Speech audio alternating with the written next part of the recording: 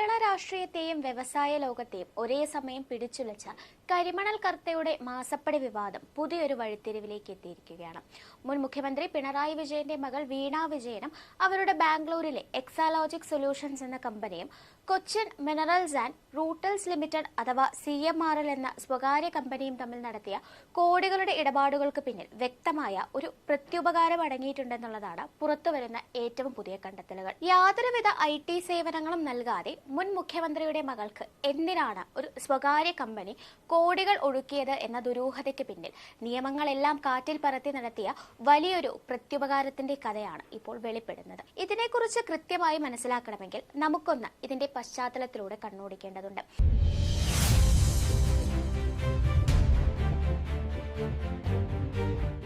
ആലുവ ഇടയാർ ആസ്ഥാനമായി പ്രവർത്തിക്കുന്ന CMRL പ്രതിവർഷം കോടിക്കണക്കിന് രൂപയുടെ വിറ്റുവരവുള്ള രാജ്യത്തെ തന്നെ ഏറ്റവും വലിയ ധാതു സംസ്കരണ കമ്പനികളിൽ ഒന്നാണ്. ഈ കമ്പനിക്ക് ആവശ്യമായ അസംസ്കൃത വസ്തുവായ ഇൽമൈനേറ്റ് തടസ്സമില്ലാതെ ലഭ്യമാക്കുന്നതിനായി കേരള റവേഴ്സ് ആൻഡ് മിനറൽസ് ലിമിറ്റഡ് എന്ന സ്വകാര്യ കമ്പനി രൂപീകരിക്കുകയും കൊല്ലം, ആലപ്പുഴ ജില്ലകളിലെ തീരദേശ മേഖലകളിൽ നിന്ന് കരിമണൽ ഖനനം നടത്തുന്നതിനായി ഇവർ അനുമതി തേടുകയും ചെയ്തിരുന്നു. എന്നാൽ സ്വകാര്യ ഖനനത്തിനെതിരെ വലിയ ജനകീയ പ്രതിഷേധങ്ങൾ ഉയർന്നതോടെ ആന്റണി സർക്കാരിന്റെയും VS അച്യുതാനന്ദൻ സർക്കാരിന്റെയും കാലത്ത് ഇതിന് കടുത്ത നിയമ തടസ്സങ്ങൾ നേരിടേണ്ടി വന്നു. തുടർന്ന് ഉമ്മൻചാണ്ടി സർക്കാരിന്റെ കാലത്ത് ചില അനധികൃത ഇടപാടുകളിലൂടെ ഖനനം മുന്നോട്ട് പോയെങ്കിലും 2016 പിണറായി വിജയന്റെ നേതൃത്വത്തിലുള്ള സർക്കാർ അധികാരമേറ്റതോടെയാണ് വർഷങ്ങളായി മുടങ്ങിക്കിടന്ന ഈ ഖനന പദ്ധതിക്ക് വലിയ രീതിയിൽ ജീവൻ വെക്കുന്നത്.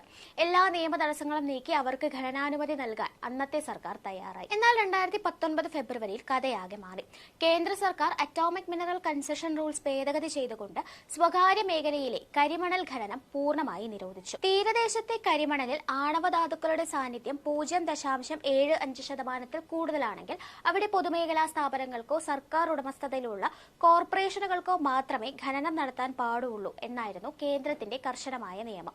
ഈ നിയമം വന്നതോടെ CMRL കമ്പനിയുടെ ഖനനം പൂർണ്ണമായും നിയമവിരുദ്ധമായി മാറി. ഖനനം അടിയന്തരമായി നിർത്തലാക്കാനും സ്വകാര്യ കമ്പനികളുടെ ലൈസൻസുകൾ റദ്ദാക്കാനും കേന്ദ്ര ഖനമന്ത്രാലയവും സംസ്ഥാന മൈനിംഗ് ആൻഡ് ജിയോളജി ഡയറക്ടറും സംസ്ഥാന സർക്കാരിന് ഔദ്യോഗികമായി കത്തുകൾ നൽകി. ഇവിടെയാണ് ഈ വിവാദത്തിന്റെ ഏറ്റവും വലിയ അഴിമതി ഒളിഞ്ഞിരിക്കുന്നത്. കേന്ദ്രത്തിന്റെ അത്രയും കർശനമായ നിർദ്ദേശങ്ങൾ നിലനിൽക്കെ തന്നെ ഈ സ്വകാര്യ കമ്പനികളുടെ ഖനന ലൈസൻസുകൾ റദ്ദാക്കാൻ അന്ന് ഭരണത്തിലിരുന്ന പിണറായി വിജയൻ സർക്കാർ തയ്യാറായില്ല.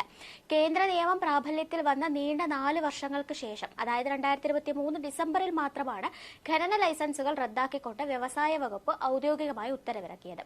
ഭരണകൂടം ബോധപൂർവം വൈകിപ്പിച്ച ഈ 4 വർഷ കാലയളവിൽ CMRL കമ്പനി യാതൊരു തടസ്സവുമില്ലാതെ വൻതോതിൽ വാണിജ്യ പ്രവർത്തനങ്ങൾ തുടരുകയും 5500 കോടി രൂപയിലധികം മൂല്യമുള്ള ബിസിനസ് നടത്തുകയും ചെയ്തു. കൃത്യമായി ഇതേ 4 വർഷ കാലയളവിലാണ് മുൻ മുഖ്യമന്ത്രിയുടെ മകൾ വീണ വിജയന്റെ എക്സാലോജിക് കമ്പനിയിലേക്ക് CMRL നിന്ന് കോടിക്കണക്കിന് രൂപ ഒഴുകിയെത്തിയത്. ഒരു പണിയും ചെയ്യാതെ വീണയ്ക്ക് മാസം 5 ലക്ഷം രൂപയും അവരുടെ കമ്പനിക്ക് 3 ലക്ഷം രൂപയും വീതം CMRL കൃത്യമായി നൽകിക്കൊണ്ടിരുന്നു.